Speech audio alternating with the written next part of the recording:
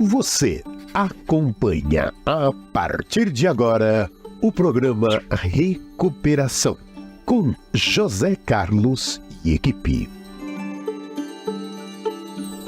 Sejam todos bem-vindos ao programa Recuperação. Hoje é um programa gravado. Meu nome é Zé Carlos, estou em recuperação. Boa tarde a todos. Boa tarde a todos, eu sou Alexandre Araújo, estou em recuperação. Olá, me chamo Silvia Morgado e também estou em recuperação. Vamos à oração, Silvia?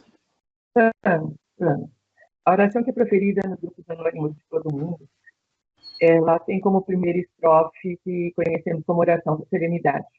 Ela diz o seguinte: concedei-nos, Senhor, a serenidade necessária para aceitarmos as coisas que não podemos modificar, coragem para modificar aquelas que podemos e sabedoria para distinguir uma das outras. Que seja só por hoje, um dia de cada vez.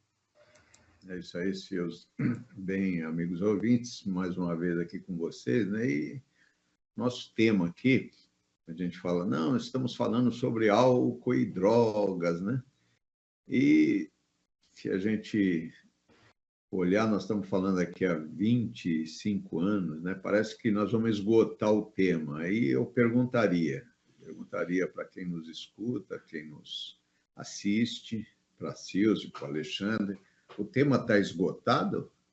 O tema está esgotado? Eu pergunto e eu respondo. É um tema atual ou não é um tema atual a gente falar sobre substâncias? É interessante. Nossa, José, eu acho que isso para mim e para você é um barato, porque você e a Silvia a semana inteira discutindo gestão, olha esse texto aqui, olha o que estão fazendo lá, olha o que descobriram ali, olha, agora não trata mais assim, agora está vendo a recuperação como um foco, olha o gestor.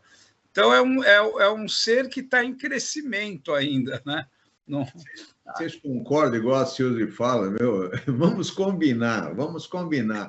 Ainda há uma percepção errônea a respeito das drogas, né? Parece que a gente vive em bolhas formadas de uma egrégora de pensamento que engana, né?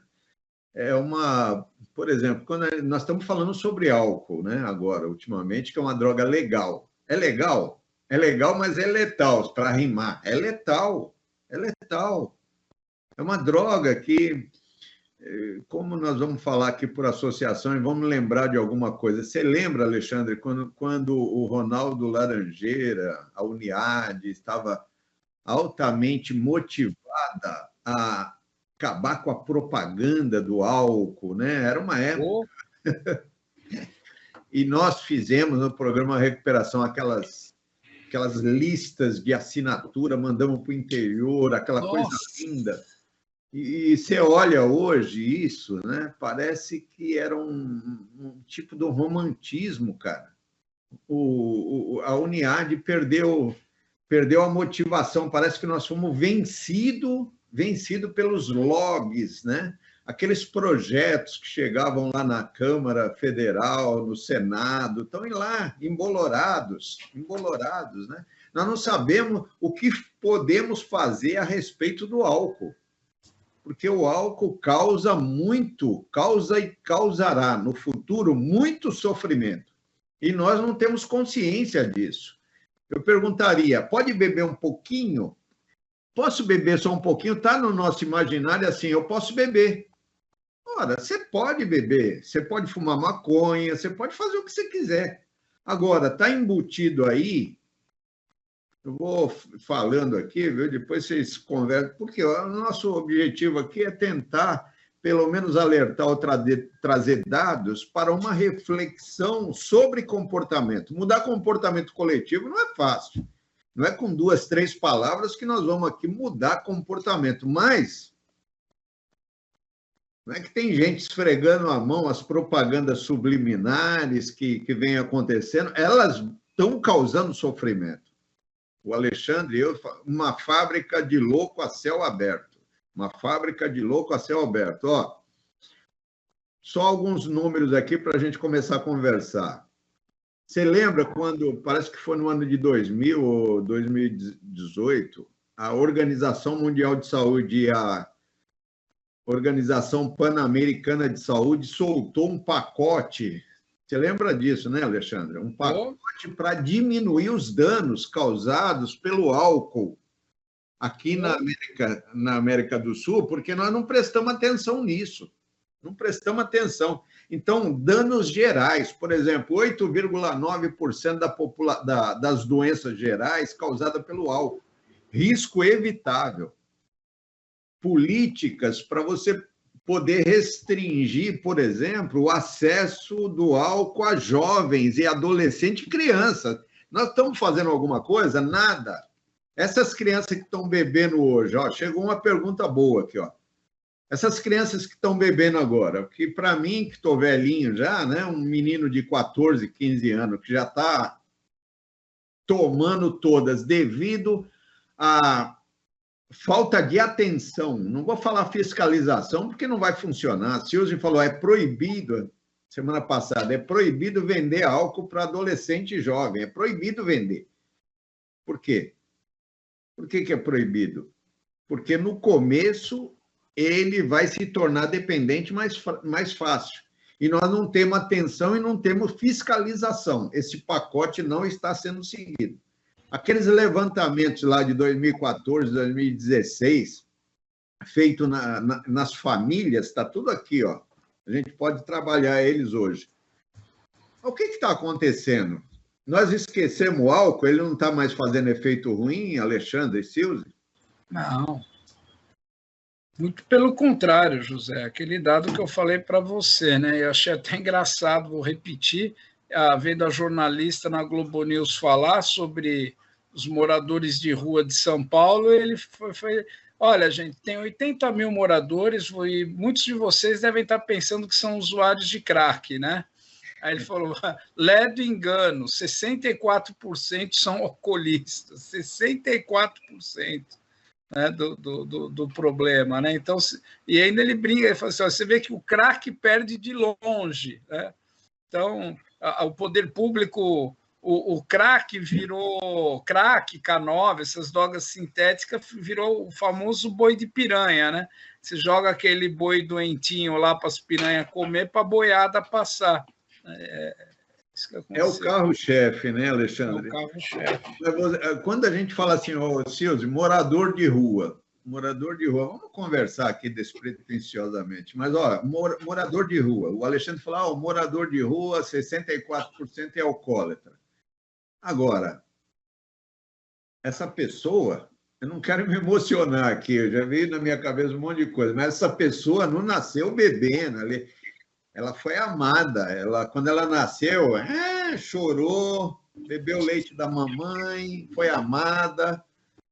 Como é que a gente poderia descrever essa carreira? Ou então, como ele está agora entumecido, todo inflamado, e parece que a gente joga anticorpos nele para não olhar para ele, porque o estereótipo que nós temos a respeito do alcoólatra parece que é um palhaço, é um mambembe, entendeu? Então, como é que você descreveria esse alcoólatra? Ele tem história, ele é ser humano, parece que é um pedaço de números, são alguns números lá encostados, um cara que perdeu a família, e a gente ainda impinge uma certa moralidade, é fraco. Eu diria que eu começaria por um dado anterior que vocês trouxeram. Por que a gente não faz nada em relação ao álcool? Ao contrário do que a gente conhece, o Brasil é muito ruim de estatística. A gente não tem uma característica boa de pesquisas e dados importantes. Porque, certamente, grande parte das mortes, principalmente das questões de violência no trânsito ou em qualquer outra situação doméstica, provavelmente tem álcool envolvido na história. Só que na autópsia desse indivíduo, no índice estatístico de violência e tudo mais, não consta que ele morreu de um traumatismo craniano ou de uma facada por conta de que alguém havia bebido, ou por conta de álcool. Consta a causa morte, mas não consta a motivação que levou o indivíduo, porque, na verdade, não é o traumatismo craniano, as múltiplas lesões corporais que podem levar a esse falecimento. A gente está falando que foi o álcool, na grande maioria das vezes, que levou esse indivíduo a cometer uma insanidade, um feminicídio, ou dirigir embriagado, ou não ser ele o embriagado, o dirigente, né, o motorista do automóvel, mas ele está na frente de alguém que vai estar sob efeito de álcool. Nós comentamos a outra semana que ninguém está dizendo que álcool não é permitido. A legislação não proíbe em menores de 18, como bem dissemos, não funciona, né? Cadê a fiscalização? E essa fiscalização, vamos combinar que quando a gente fala de jovens, a gente está falando do ambiente doméstico. Esses pais estão mais interessados em beber e muito pouco preocupados de que a educação dos filhos é feita pelo exemplo e não pelos conselhos, né? Então, não adianta nada eu dizer não beba, mas eu estou sempre bebendo em casa, a geladeira está cheia, né? Não tem, às vezes, o refrigerante que ele gosta, não tem o refresco, o suco que ele gosta, porque é caro comprar no supermercado, mas tem todas as latinhas de cerveja, vinhos e outras coisas, mas na minha geladeira. Então, como é que vai educar? Como é que a gente vai conseguir mostrar os riscos e os prejuízos que o álcool causa? E foi o que aconteceu com o tabaco, né? A gente começou a perceber, os dirigentes do mundo todo, que todos os impostos arrecadados com a venda do cigarro não cobriam as despesas causadas pelas doenças, pelas aposentadorias precoces, pelos cânceres, por todas as coisas, pelos danos ambientais que o cigarro causava, né? Ou as lesões por fumantes passivos. Na medida que isso aconteceu, então proibiu-se. Não pode mais. Não pode mais, porque a gente está tendo prejuízo, a gente não está tendo lucro. Não adianta você botar uma taxação de 75%, 92%, como é em alguns países, a taxação do produto do cigarro, que não vai cobrir as demandas, os prejuízos causados. E a mesma coisa em relação ao álcool, né? E aí, quando você olha para esse indivíduo que está na rua, ainda mais hoje com o conhecimento que a mídia traz sobre o crack e tudo mais, parece que a droga de escolha é o crack, quando, na verdade, só é a ponta do iceberg. O botijãozinho, que eu não sei exatamente como é que eles chamam, mas eles chamam de bujão, de coroça, alguma coisa assim. O barrigudinho, não sei como é que chama, mas isso é vendido a larga escala e é mais barato. Então, o indivíduo ele vai ter uma quantidade maior da droga no organismo utilizando aquela bebida barata, né, do que qualquer outra coisa. Agora, hoje, eu estou pensando, né, com esse frio todo que está fazendo, uma cidade despreparada para o inverno, como é São Paulo e tudo mais, provavelmente esses moradores de rua, o que eles têm para aquecer é realmente beber, né? Como se o álcool aquecesse, né? E, na verdade, não aquece também. Não. Mas anestesia, né, Zé? Anestesia, né? Anestesia. Eu nem vou perceber que o meu corpo está congelando, que as minhas artérias estão. E o mais triste, assim, viu, José? Queria só lembrar uma coisa e falar uma outra. Da que você está falando da Organização Pan-Americana, naquela época da campanha, aí a Suzy falou da campanha do tabaco. Eu me lembro que nessa época, José, a OMS chamou as indústrias de bebida para também ter uma conversa sobre o problema que estava acontecendo com morte no álcool no mundo. Eles ficaram apavorados, né, de a OMS começar a tratar o álcool como o tabaco.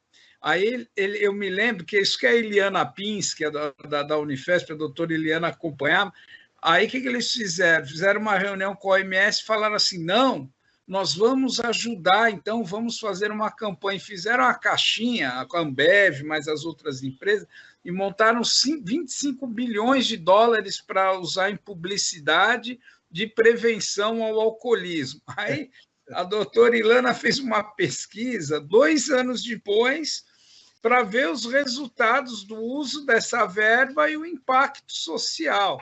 Ela descobriu que o consumo da bebida subiu 12%. E qual que era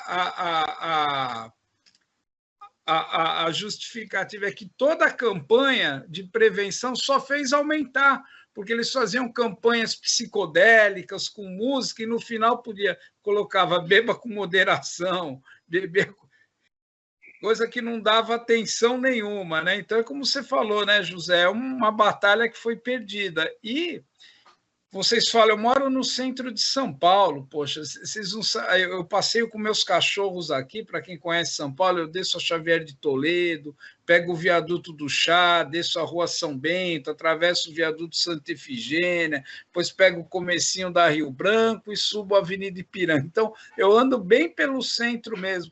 E o mais triste, Silze, é você olhar a fisionomia do pessoal bebendo. Porque eles estão olhando, cara, é de cor. Nossa, eu fico mal, porque eu sempre falo para minha companheira Dani, falo, Dani, olha que tristeza, olhando para o nada, não tem ninguém para conversar, é sozinho, você vê eles parados assim, fica olhando com a barrigudinha na mão e olhando assim para o lado, sujo. É uma coisa triste. Você vê ser humano realmente definhando. E a gente fala do morador de rua, né? Mas tem o morador do carpete, né? Está nessa mesma situação. Não é uma questão de dinheiro, não é uma questão de pobreza, apesar que aqueles que aparecem na ribalta, que aparecem todo deteriorado, todo inflamado, né? Que chama a atenção, são até produto de algumas políticas que, como o Alexandre falou outro dia lá na Europa, né, são excludentes, não são includentes. Não são includentes. Mas o álcool é o grande causador. E aqui, sem querer fazer escândalo, Silce, mas uma vez eu lendo um livro do Jorge Murad, lá de Minas Gerais, um especialista em dependência química, isso já faz muito tempo, né? Ele falou assim, ó, se eu tivesse um filho... Gente, não é para sair fumando maconha aí, não, hein? Mas se eu tivesse um filho e tivesse que escolher ele ser alcoólatra ou... Eu ia falar maconheiro, nome feio, né? Ou maconheiro, seria melhor que ele fosse maconheiro. A maconha não é criminógena, a maconha não leva a tantas doenças físicas e mentais, e aí vai. E nós, né, glamorizamos o álcool. Ele é uma substância altamente aceita. As vovozinhas vão lá e bebe. Agora você fala para ele, maconha, senhora, a senhora fuma? Deus me livre. Aí faz o sinal da cruz, que mostra bem o poder de uma droga não tem nada a ver com a aceitação social que ela tem, né, Silvio? O álcool, ele tem um glamour. Eu acho que as tentativas que nós tivemos, e o Alexandre é especialista nisso, de contar a história das proibições, e hoje aqui a gente quase, né, faz um discurso proibitivo. Quase. O que eu estou fazendo aqui? Ó? Não beba. Não beba. Esse negócio de que existe uma quantidade aceita ou beber com moderação é uma enganação, porque tem pessoas que têm uma predisposição, tem alguns fios desencapados, tem mais facilidade de, nós podemos dizer assim, entrar em transe patológico, né, que desenvolve problemas de disfuncionabilidade, mal adaptado socialmente, né, nos seus papéis. Então, proibição não dá, né, Alexandre? Não, proibição, os resultados da proibição foram desastrosos, né? Do alcoolismo em específico, nós temos um grande exemplo da lei seca, né, José?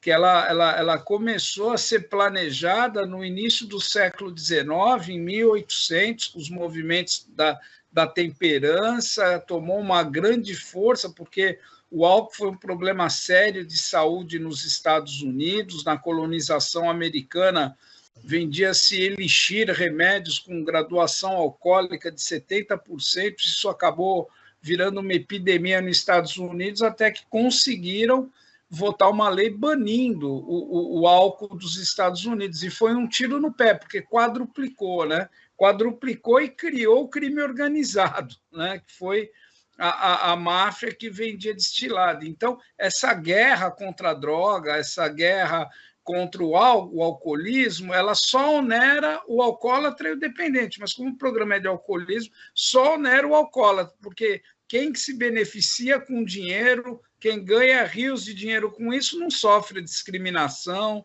não sofre o preconceito, não sofre o isolamento, né? Então, é uma guerra que quem acaba sendo punido ela é o próprio doente.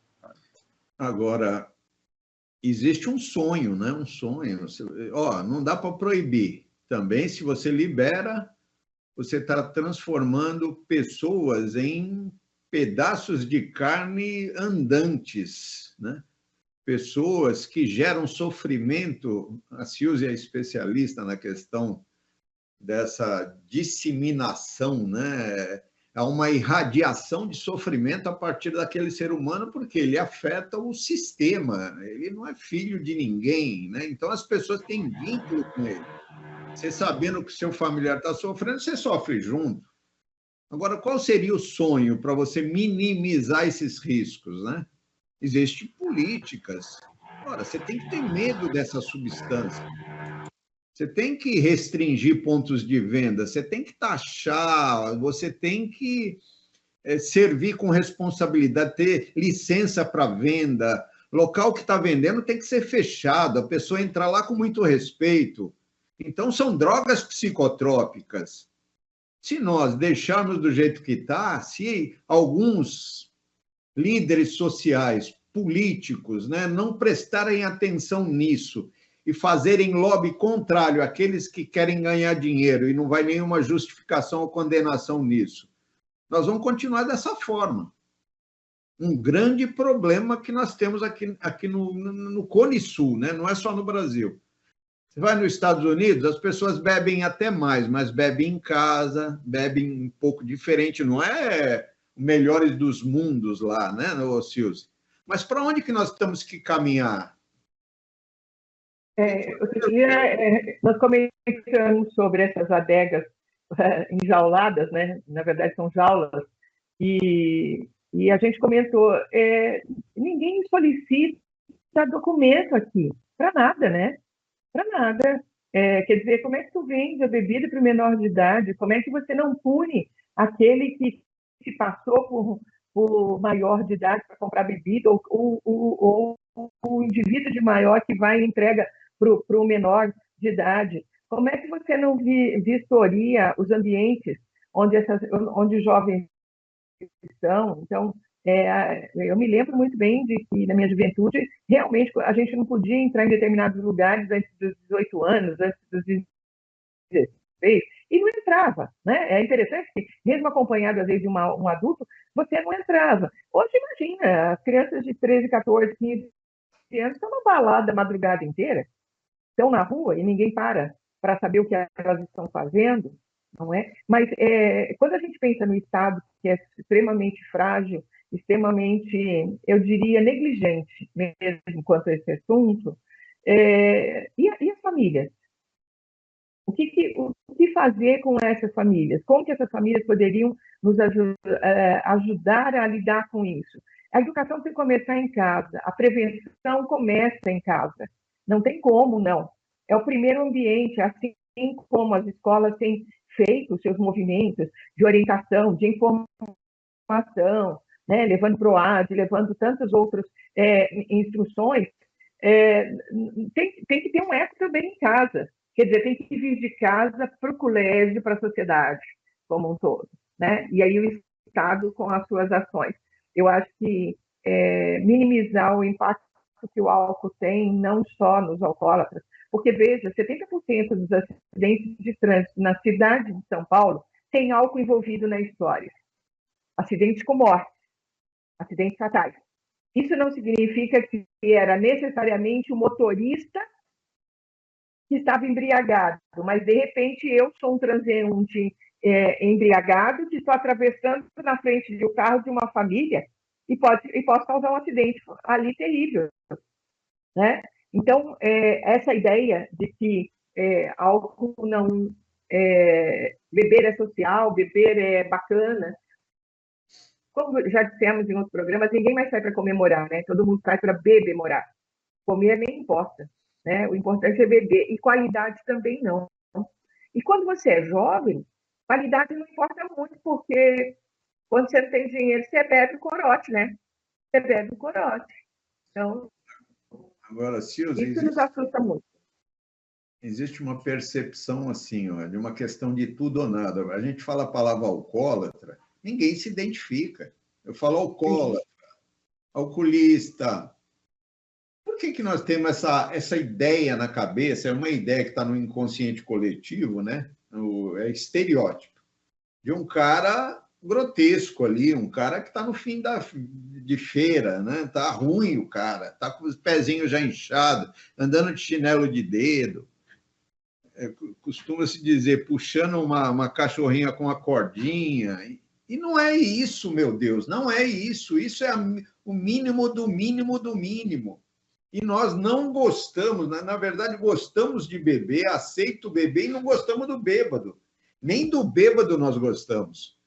Então, o que fazer diante de tudo isso? E quando nós temos o bêbado é aquele que está tomando diazepam, né? Diazepam, um ansiolítico de garrafa, para aliviar sintoma de mal-estar, e está enfraquecido. Por quê?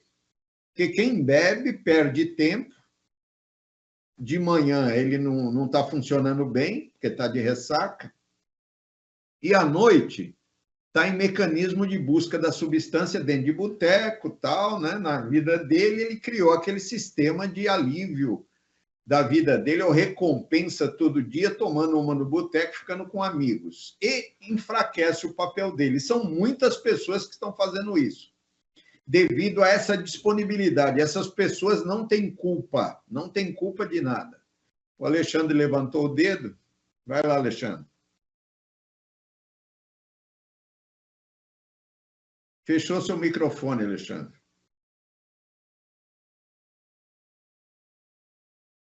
Fechou o microfone, Alexandre. Porque tem uma furadeira terrível aqui, meu. Qualquer coisa eu parco a furadeira. Quando o alcoolismo, José, começou a se tornar um problema de saúde pública no final do século XVIII, 1700, com aquela coisa da Revolução Industrial, a pessoa saiu do campo, foi para as grandes cidades, no mundo todo, e começou o alcoolismo a se tornar um problema de saúde. Os primeiros modelos de tratamento eram modelos fundamentalmente cristãos. E o modelo cristão, José, ele preconizava, e preconiza até hoje, um ideal moral, né? Então, a pessoa, para ser aceita moralmente, ela tem que ser assertiva, ela tem que ser criativa, ela tem que ser afetuosa, tem que ser o bom pai, a boa mãe, ela tem que ser criativa, enfim. E o alcoolismo, José, é uma doença que mexe com o comportamento, porque ela altera o funcionamento do cérebro que está aqui dentro da caixa preta. Então, todos esses valores a pessoa perde.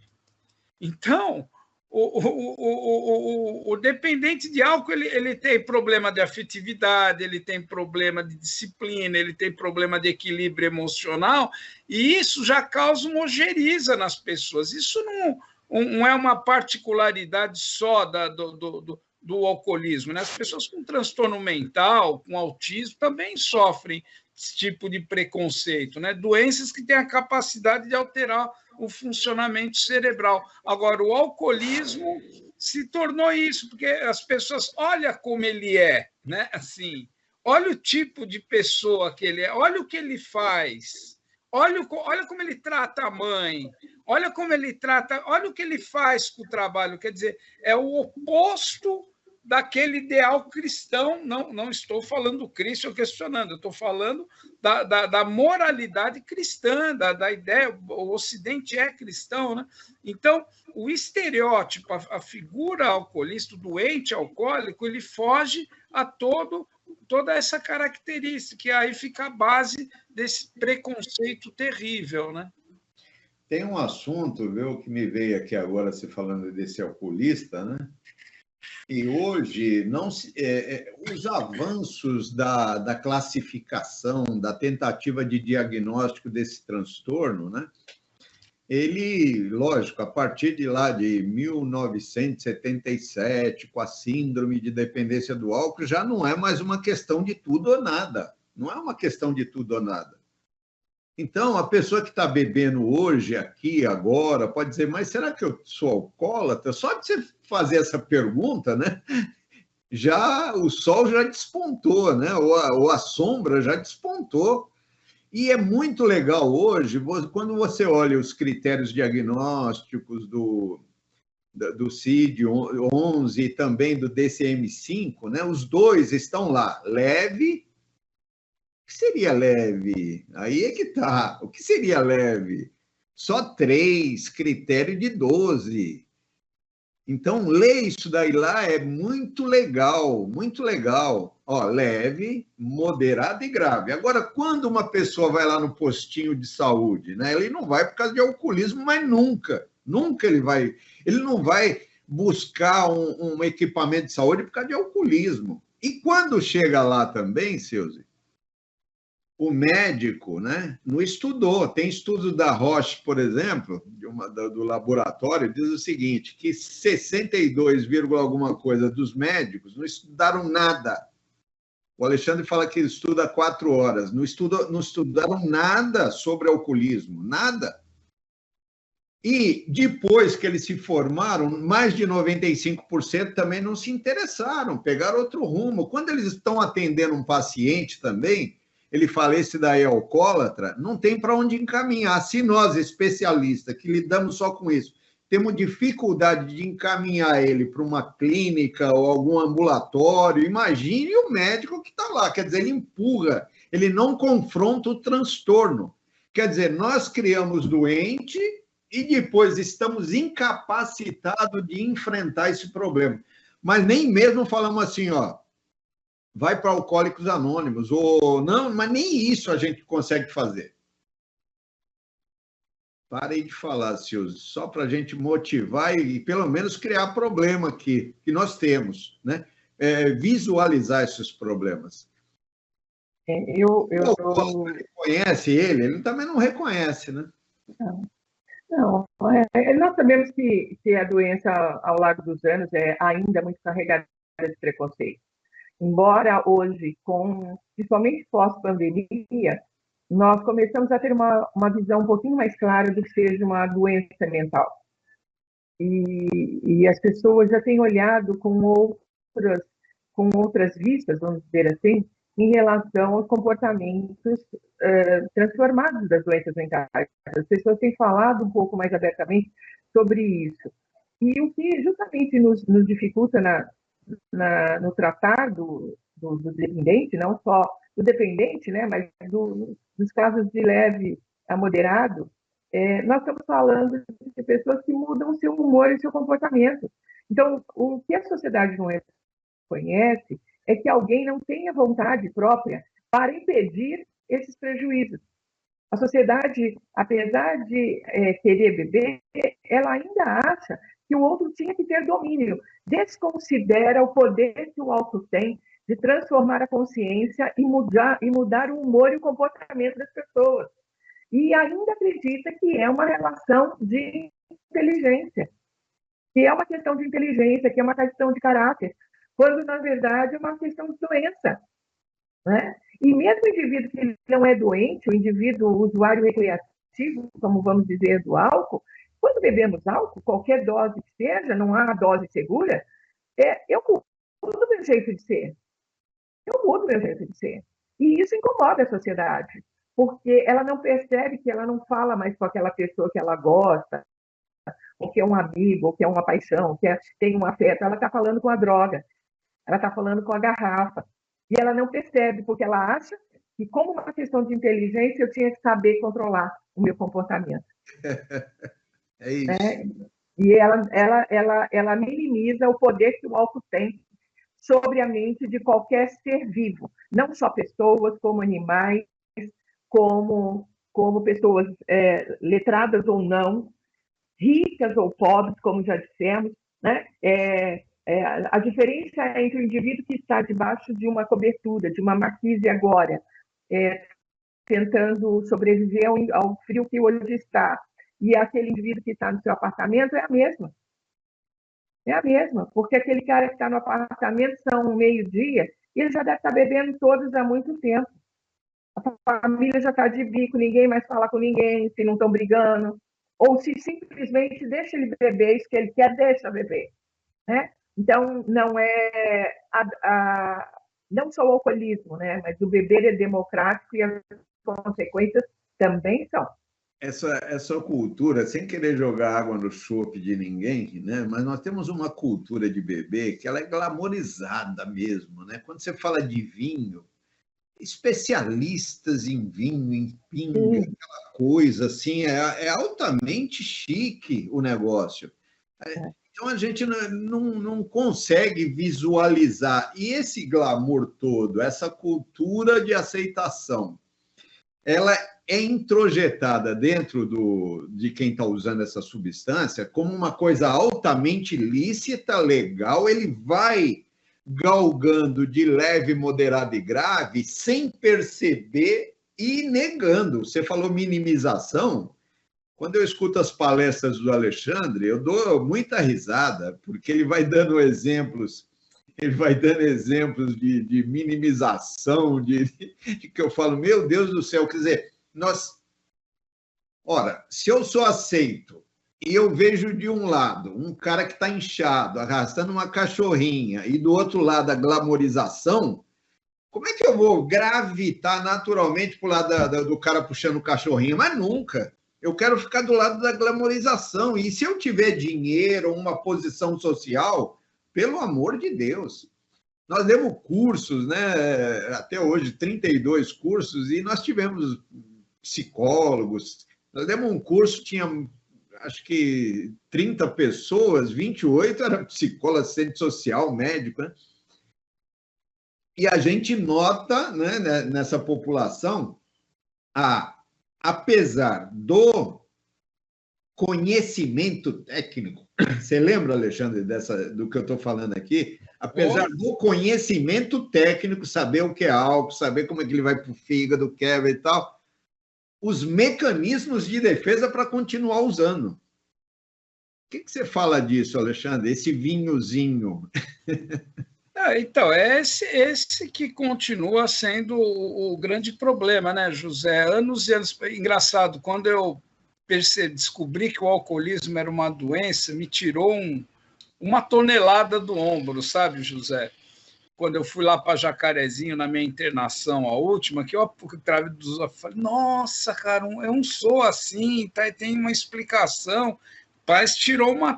E quando eu saí da internação, eu achava que em um ano todo mundo ia saber disso, sabe? Assim, o mundo ia saber que, pô, tá na cara. Pô, passou 34 anos, é um grupo que sabe. Eu e as pessoas que trabalham comigo, né? De que o grande problema está naquela questão do experimento, né? Do primeiro uso. Como é que você fala? Disponibilidade, preço baixo e fácil de acesso. Essa fórmula que é o grande problema, né? O vinhozinho, a cervejinha. Você não vê ninguém ir lá para a praia e falar assim, olha, me dá uma porção de camarão e uma vitamina mista, né? Sempre já vai para a praia falando, olha, eu vou tomar uma cerveja na praia, o meu chopinho. Não que isso seja errado, né, gente? Não, aqui ninguém está querendo demonizar, mas tinha que ter, né, um farol, né, de quando pode, de quando não pode, tinha que ter um alerta, né? Ô, Silvio, eu vou deixar a parte mais difícil para você. É assim, ó, vamos fazer um resumo do que nós falamos até aqui agora. Vamos combinar que, do ponto de vista legislativo, existe algumas coisinhas, mas nada é cumprido relativamente. Há um descaso social, nós somos vítima de uma ignorância social, né? E alguém escutou esse programa aqui, ou se interessou pelo tema, tal, e tem a sua família, e também o indivíduo. Por onde começar, já que a sociedade passa a ser um fator de risco para você desenvolver o alcoolismo, passa a ser fator de risco. Então, como prevenir isso? Por onde começo? Eu começo pela família ou eu mesmo? Porque eu já me senti mal vendo familiar meu, beber. E eu não poder falar nada naquele momento com aquele familiar. Parente da família extensiva, bebendo naquela ignorância, jovem, já era maior de idade e tal, mas me dá aquele negócio no coração, sabe? O que fazer, Suzy? Nós sabemos que a base de toda a prevenção começa pela informação, pela boa informação. Eu procuro lembrar de quando eu precisei de orientação sobre o assunto, eu fui buscar todas as formas, tudo me interessava. O artigo da revista, ouvi falar de Alcoólicos Anônimos, né? Depois eu conheci o Al-Anon, mas, assim, existem profissionais sérios e locais, lugares que hoje com o Google é muito fácil da gente conseguir algumas informações, né, que possam nos ajudar. A pergunta é, se a sua maneira de beber ou a maneira de beber de alguém que você gosta está trazendo dificuldades de relacionamento, está criando uma barreira, um distanciamento entre vocês, há algo que tem que se perguntar. O que motiva isso? Eu estou incomodada com o beber de alguém, adianta eu falar com essa pessoa está revidando, fazendo o que ela quer? Não adianta. Mas que tal eu entender o que está acontecendo comigo? Por que eu estou tão irritada? Por que eu estou tão amedrontada com essa situação?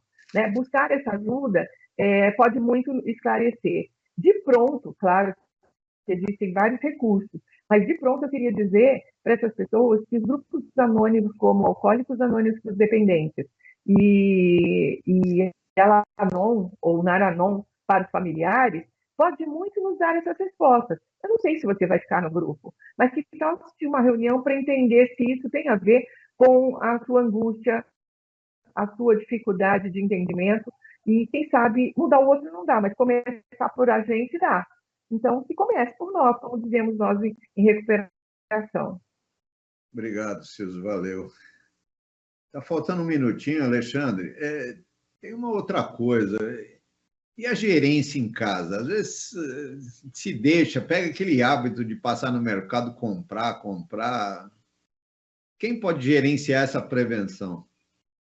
É a família, José. Ontem mesmo, eu atendendo uma família, a mãe falou assim para mim: Alexandre, aqui na minha casa não tem bebida. Quer visitar, quer vir aqui, já sabe. Não tem cerveja, não tem álcool, festa de ano, não tem nada. Aqui, quem quiser ser minha amiga, quiser ser meu parente, já sabe disso. Eu falei: a senhora está certa. Essa é a melhor prevenção que tem, uma política em relação à bebida dentro de casa. Aqui não. Essa que eu vejo a melhor prevenção, José. Travou? Esse programa, né? Duas coisas. Ó. Não deixa de desenvolver. Perigo. Existe um perigo lá fora. Se precavenha, né? E se existe alguém que tem uma desconfiança que está tendo sintomas, é aquilo que a Silvia falou. Procure saber de alguns recursos, né? Porque o prognóstico é melhor, quer dizer, o resultado lá na frente é melhor se você, por iniciativa própria, for buscar ajuda e for antes da coisa ficar grave. Porque depois que está grave, fica complicadíssimo, né? Então, era isso. Estamos terminando o nosso programa. 24 horas de paz, serenidade e sobriedade a todos. Você acompanhou o programa A Recuperação